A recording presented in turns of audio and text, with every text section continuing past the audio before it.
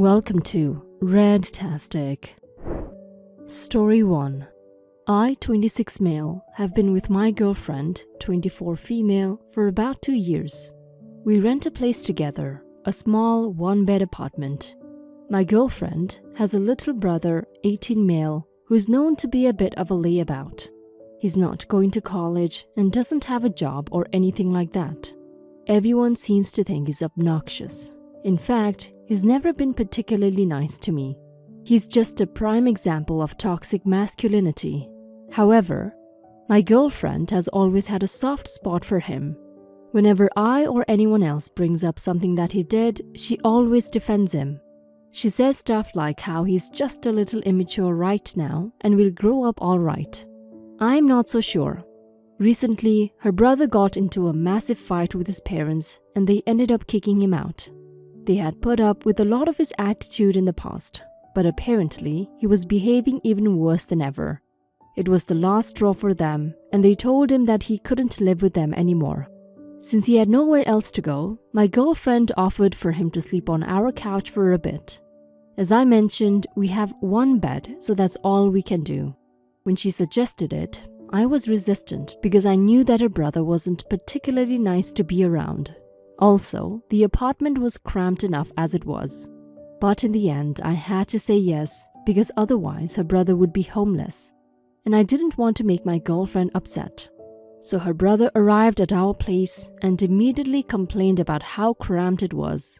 He kept making crude, off-color jokes about how poor my girlfriend and I must be to live in such a dump.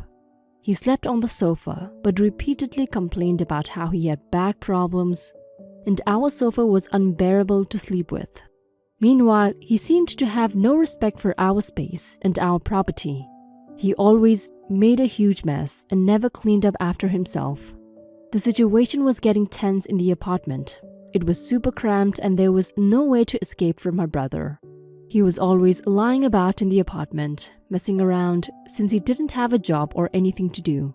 At some point, I asked my girlfriend how long he was going to stay. She told me she was sure he was going to apply for jobs soon. I doubted it. Whenever we had tentatively suggested something like that, he would throw a huge tantrum. Overall, I thought my girlfriend was being way too soft on him, and now it was majorly impacting my life too. But I didn't want to get into an argument with her. One day, her brother sat us down and told us that he thought we should swap with him. My girlfriend and I were confused and asked him what he meant. He said that we should give him our bedroom, since he had back problems and the sofa was really bad for it. We could sleep on the sofa and a blow-up mattress instead. It was only fair since he had already taken a shift on the sofa, so it was his turn to have the room. When I heard this, I was shocked.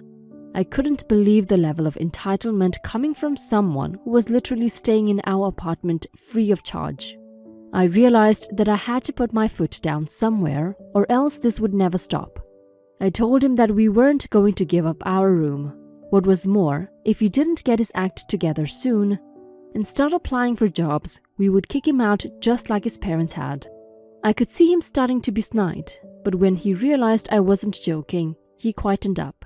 He was even relatively better behaved for the next few days.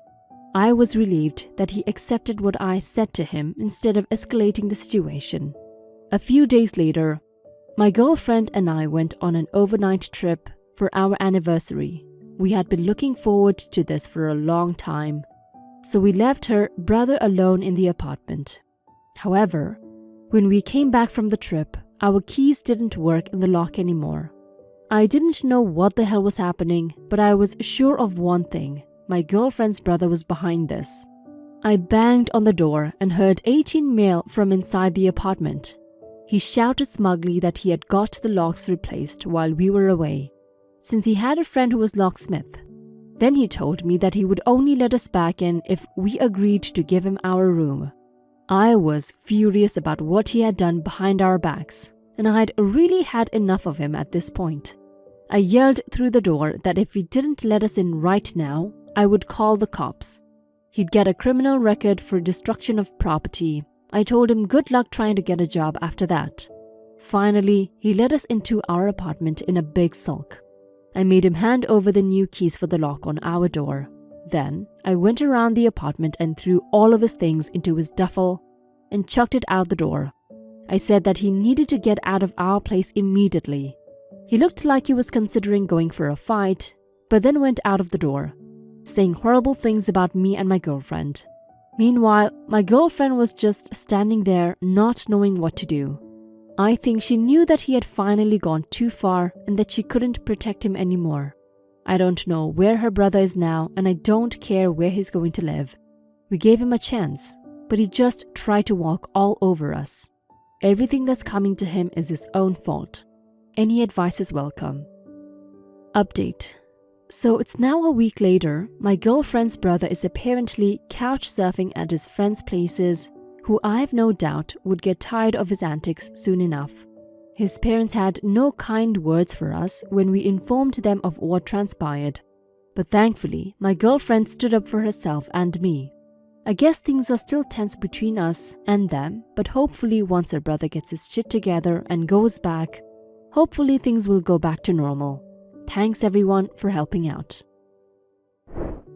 OP, you and your girlfriend did the right thing by kicking her brother out. I don't understand why her parents are so mad at you guys. They did the same thing. Her brother is an adult. He should be looking out for himself by now. He shouldn't make you guys clean up after him after allowing him to live in your apartment rent-free. Not only is he a bad roommate, but he also had the guts to change your apartment locks without your permission. If that isn't going too far, I don't know what is. I hope he grows to be a better person. As for you and your girlfriend, stand your ground. If his parents don't want him to be homeless, then they should let him move back in. Story 2. My fiancé, 30 male, and I, 28 female, have been together for 3 years. Ever since I met him, his mother has always been in somewhat poor health. She's on a waiting list for a nursing home now, but she's at the top, so we are hopeful that a spot will open up soon. However, my fiancé's sister, 24 female, we'll refer to her as sister-in-law since we're getting married in the fall, lives with mother-in-law and will now need a different place to stay. Sister-in-law has special needs. She is cognitive developmentally more like age 4 or 5 and is not able to care for herself. She cannot be left in the house alone and needs someone to help her with basic personal hygiene tasks like brushing her teeth and cleaning herself up after she soils her disposable underwear. She's mostly non-verbal. To make a long story short, none of mother-in-law's sisters nor sister-in-law's dad are willing to have her live with them full-time. Mother-in-law insists that sister-in-law live with family and she insists that we take her in. When I first met my fiancé, he told me that he would eventually become responsible for coordinating her care and handling her finances. But he never said anything about sister-in-law living with us and us being responsible for her day-to-day needs. Because I'm the only female in the house, almost all of the tasks relating to her care would fall to me. It may sound immature, but it isn't something I'm comfortable with. Sister-in-law is also not easy to be around. She's very demanding and has frequent meltdowns when she doesn't get what she wants immediately after she asks for it. We also have a dog, which he is reactive towards. My fiancé feels like his hands are tied, but I have been firm in my stance that she should not live with us. I feel like a horrible person because I know that this puts my fiancé in a bad spot. And I know that siblings' relationships are really important in situations like this. But this is not what I signed up for, and I don't feel like this is the best option. OP, this is something that is going to deeply affect your life. It will affect your life more than that of your husband, since you are the one who is expected to deal with many of the situations that arise. This was a bait and switch of sorts. You were led to believe that you would be closely involved in care, but not be the care. Suddenly being told that you will have this immense responsibility with a fiancé who is refusing to advocate for you is a horrible place to be. You don't have to do this. This isn't what you agreed to, and it doesn't make you a bad or uncaring person to put your foot down and say absolutely not. It would be far different if this had been presented to you at the beginning. This last-minute attempt to emotionally blackmail you into having no way to back out is really dirty. Please put yourself first. If this happens, you will regret it. You have a plan for your life, and this is going to disrupt all of it. Hold your fiancé accountable, do what is best for you.